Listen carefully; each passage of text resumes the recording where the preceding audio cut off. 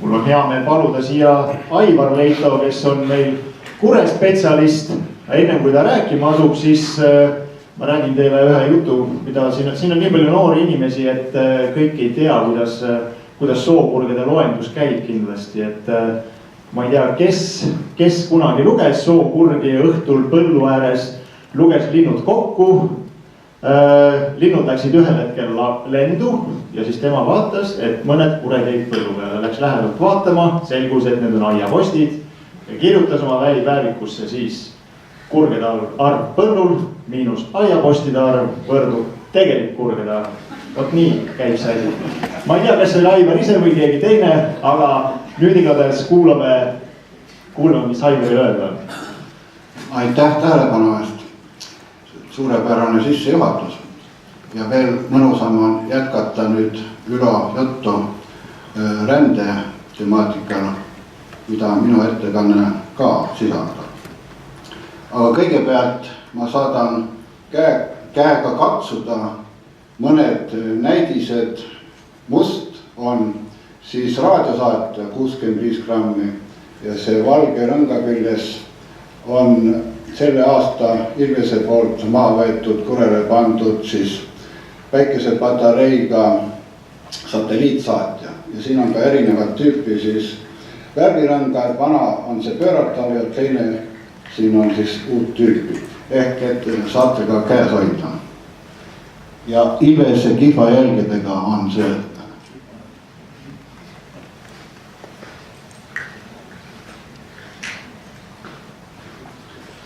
nii, aga see ettekanne, nagu te näete ka autorite loetelust, mis ei ole siin lõplik, on üks esimesi sellelaadseid selle uurimisrühma tulemeid, mis hõlmab meie instituudis põhiliselt, kuid ka mitte ainult üle maailma osa nendest võõrnimedes on meil tegelikult ka vähemalt osaliselt meie instituudis, Maaülikoolis ka ametis.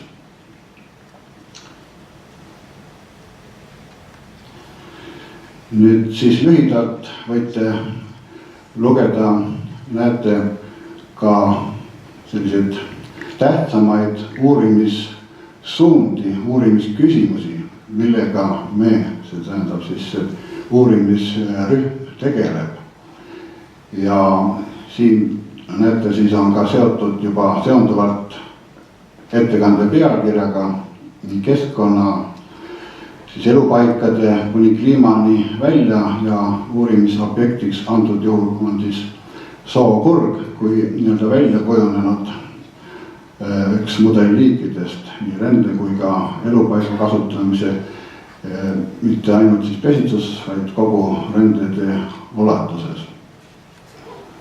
Ja Sookure rände strateegia ja taktika, nüüd me oleme alustanud ka Ülo abiga õrnalt juba seda geneetilist poolt, populatsiooni struktuuri, siin me väga kaugele pole jõudnud. Rände energeetikast lähtuvalt on praegust lõpujärgus üks töö, mis on Sookure sügisrände baasil ja siis keskkonnamõju, ilmastik, barjäärid ja inimmõju on samuti loomulikult paralleelselt siis vaatluse all. Siin võite näha ka konkreetsemalt juba siis keskkonna ja elupaiga uuringute ning kliimamuutuste puhul, milliseid meetodeid ja konkreetseid mudeleid me oleme senini kasutanud. Kõiki neid siin kirjeldada, lahti rääkida esiteks ei jõua ja teiseks ei ole mina ka selle valdkonna kuigi hea asjatundja. Aga kui tekib konkreetseid küsimusi nende mudelite koostamise ja metoodikate kohta, siis võite minu poole pöörduda ja siis konkreetsed uurijad, juba selle valdkonna spetsialistid, kes selles uurimisrühmas on olemas, valgustavad teid täpsemalt ja põhjalikumalt.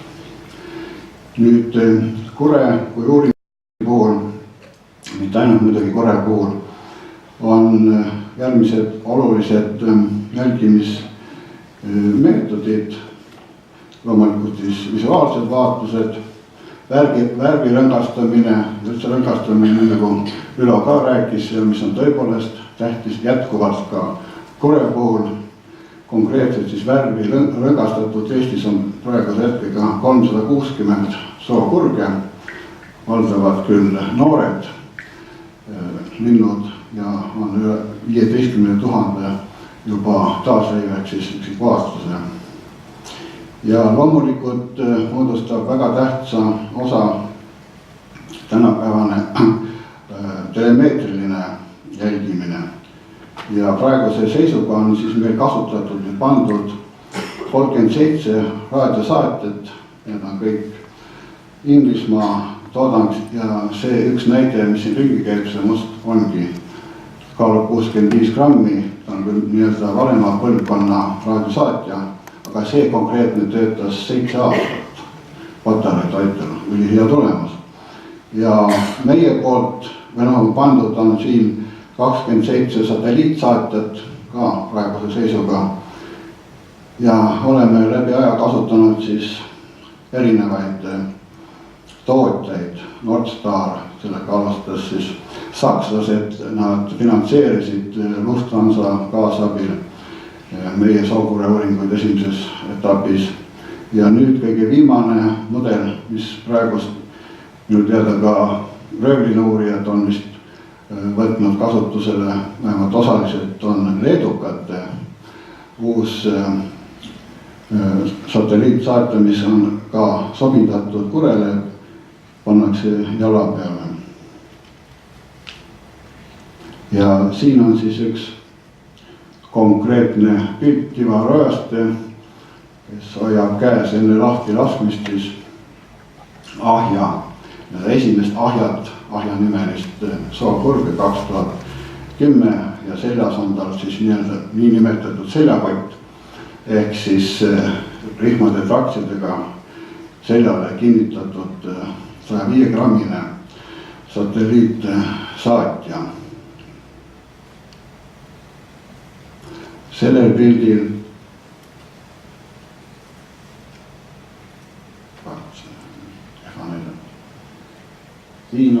siin näete siis jala peal on tänavu pandud ahja 5-le see uue põlvkonna leedukate toode, mis praeguseks on ennast väga hästi õigustanud, teda saab mobiilselt, aktiivselt tema settingut muuta, niivõrd kuivõrd kannatab patarei täituvus ja maksimum on 1 kord minutis saab võtta GPS positsiooni, aga see teeb nii suur andmemahu ja kurnab patareid, sest tal on küll paneel ka, aga ikkagi öö on nagunii ja ei ole hea, kui nii tihedalt seda teha.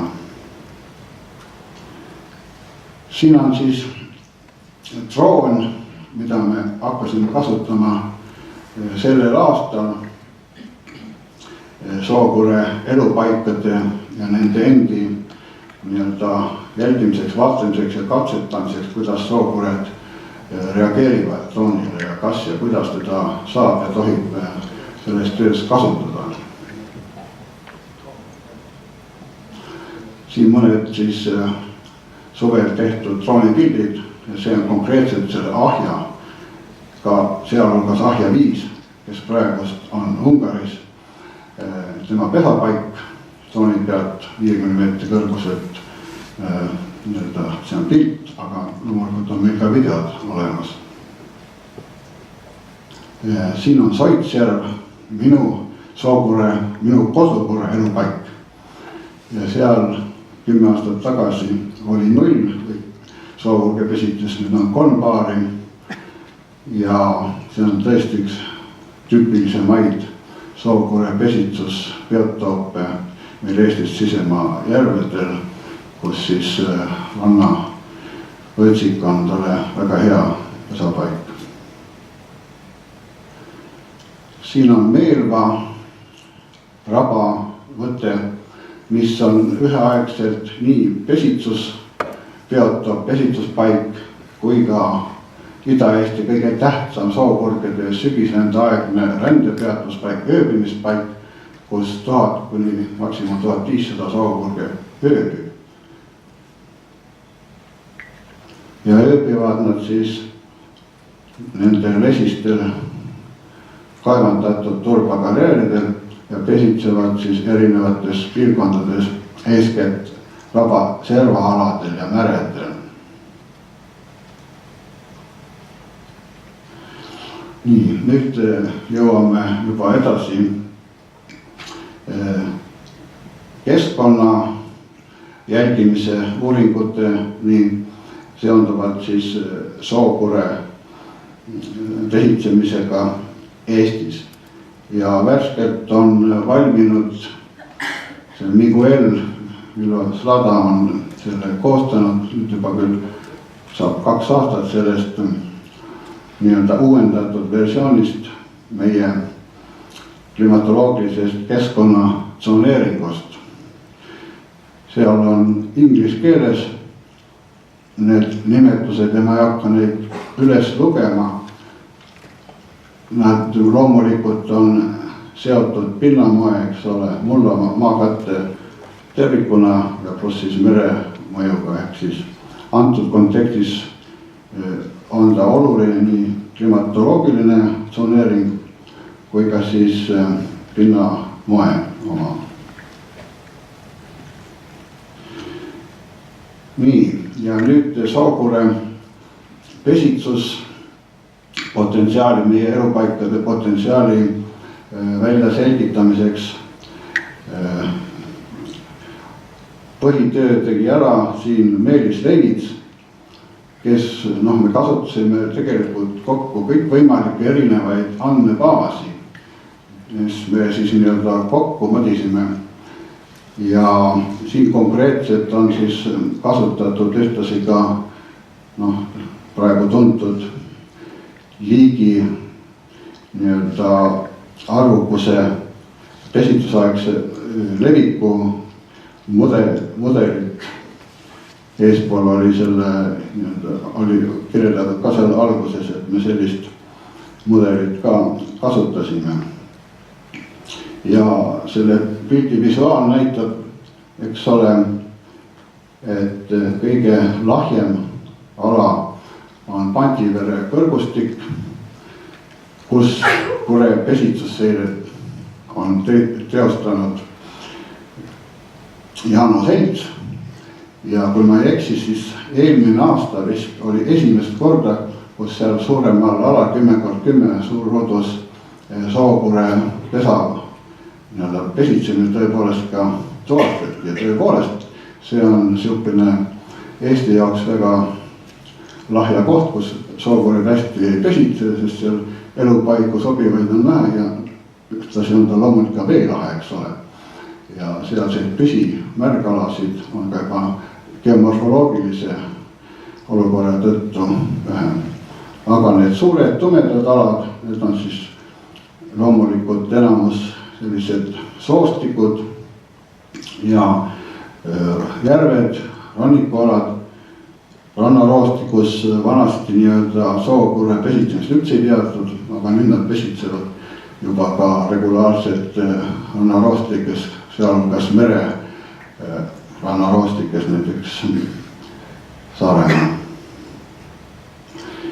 Nii, ja just sel aastal, tähendab eelmine aasta me saime küll valmis, aga nüüd on siis ka ilmunud kogu senise sookure uuringu põhjal, mitte loomulikult ainult meie, aga siin on väga suur panus ka meie ja ka minu siis sookure rännete uurimisel nii satelliitjälgimisel kui ka muudel siis rõngastustaasleidmete meetodil ja üle Euroopa kõik nii-öelda andmestik kogemused on siia pandud.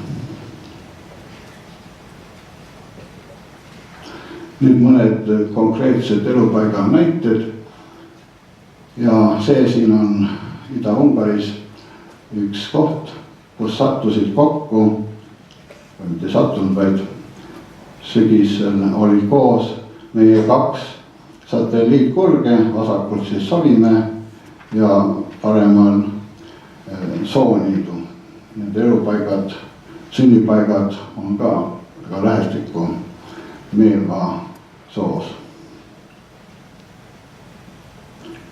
Nüüd kuulsa Sattkure Ahja 4 talitumispeatoobi selline näide ja siit võite näete, et õnneks veel Etioopias suur osa põllutöid tehakse kas päris käsitsi või igatahes on ta veel meie mõistes nii-öelda väga maalähedane ja kuivendus ja suured traktorid ei ole suures osas veel jõudnud ära rikkuda. Nii, kliima uurimisel ja siis ühtlasi ka kliimamõju uurimisel Sookurele lähtusime ja on ka kaasautor ühtlasi professor Metskel ja tema siis 2005. aastal ilmutatud ja koostatud kliimatsoneeringut. Ja siis põhiliselt selle baasil põhjal nii-öelda püüdsime ja tegime esialgse analüüsi siis meie sookurgede asulkonna võimalikest mõjuritest. Ja siin on kõik kirjas, et üleval pool on siis need rändepeatuspaigad, kus sookurgi talvitud, seal põhjapoolsed, siis siin vahepeal on, kus ta praegu nii-öelda väga vähesel määraga talvitub, aga on rändepeatuspaigad ja kuni siis talvitumise aladele välja. Ja siin nüüd järgmise kihi peal on siis selle konkreetse mudeliga, mis ees oli mainitud, saadud pilt Sookure rändeteedel, mis võiks põhimõtteliselt juhtuda, kui see stsenaarium realiseerub.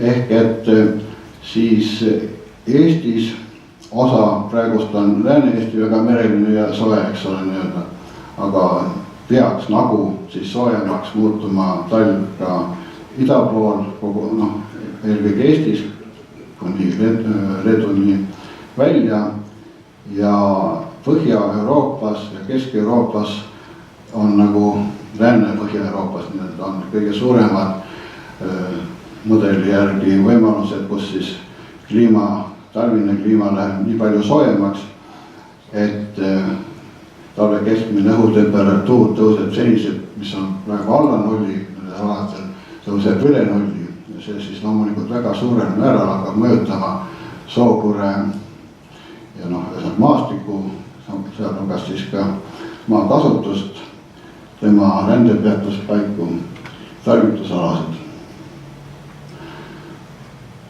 Nii, nüüd me jõudsime siis lõpuks ka rändeni natukene. Eelmine ettekanne oli puhtalt rändest.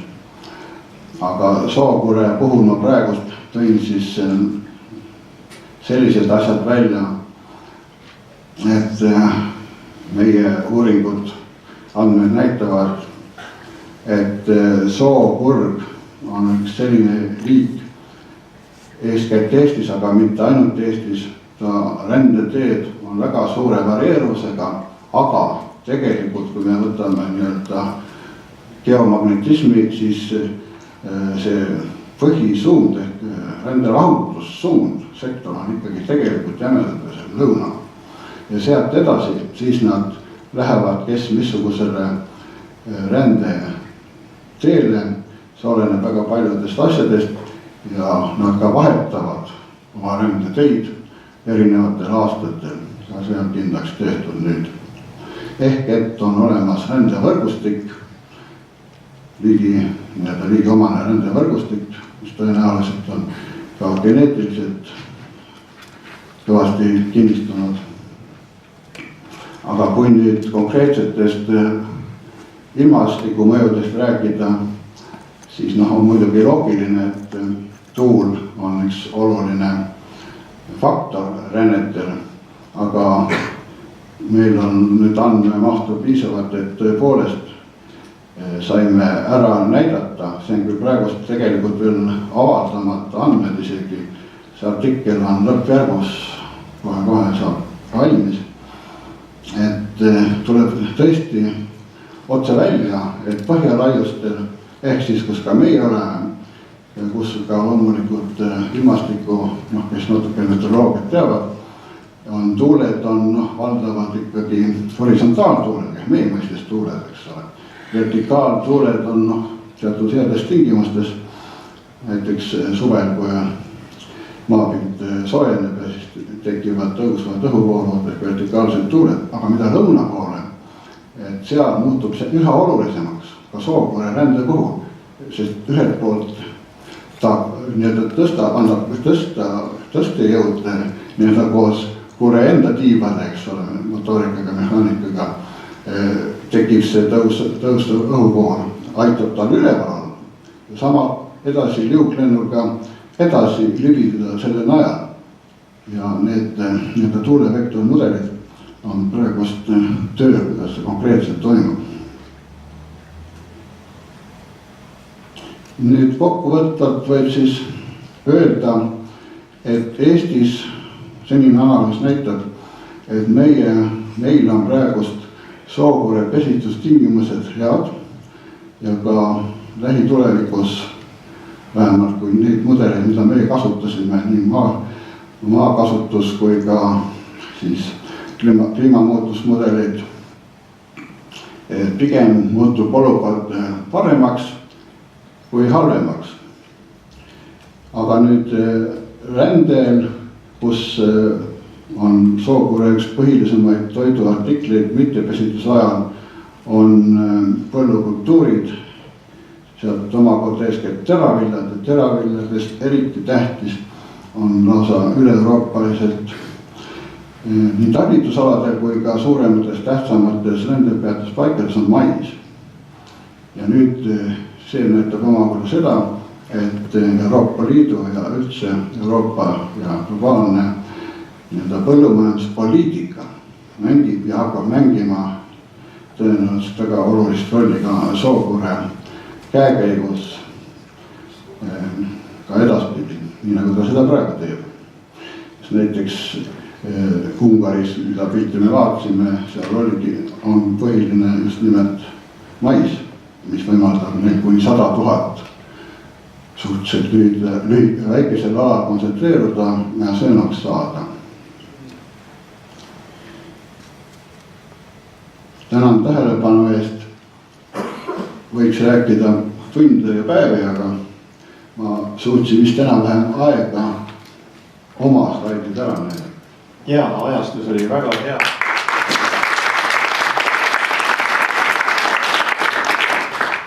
Nii, nüüd on meil aega mõned minutid küsimusi küsida. Et ma teen ise otsa lahti, et Eestis on praegu kurgedel väga hea olla, kui me vaatame mõnekümne aasta tagust aega, kus kurge oli ikka kordades vähem, siis praegune arvutus on märksa suurem. Kas see on nüüd mingisugune looduskaitseline meede, mis on arvukust tõusnud või on see pigem selline paratamatus, mis oleks nii või naa juhtunud? Mina arvan, või me tööd näitavad, et see on kõik nüüd asjad kokku kompleksne mõju loomulikult. Hakkas see pihta aastakümneid tagasi nii sookurel kui mitte ainult sellel liigil. Minu eelmine põhiuurimisobjekt Valgebrust Klaglik täpselt samamoodi kargas lakke, praegust on 1 miljon ja enam lindu ja sookurega samamoodi, ehk et see aktiivne liigi ja elupaikade kaitse ja renoveerimine üks, siis millest ma nüüd siin ettekannas ka juttu on, et klimaatilised niivõrd kuivõrd tingimused ja muutused on sobivad ja ka maakasutus ja meie, mida nii palju kiiritakse, et meie kogu loodus on tõepoolest, ka kurg inditseerib seda, et on märgalasid ja nende seisund ja ka kaitsealade võrgustik, kaitsealaste soode võrgustik, keegi märga on hea. Aitäh! kas on vahepeal publiku hulgas kellelgi mingi küsimus tekkinud? Matil on seal käsi püsti, ma vaatan.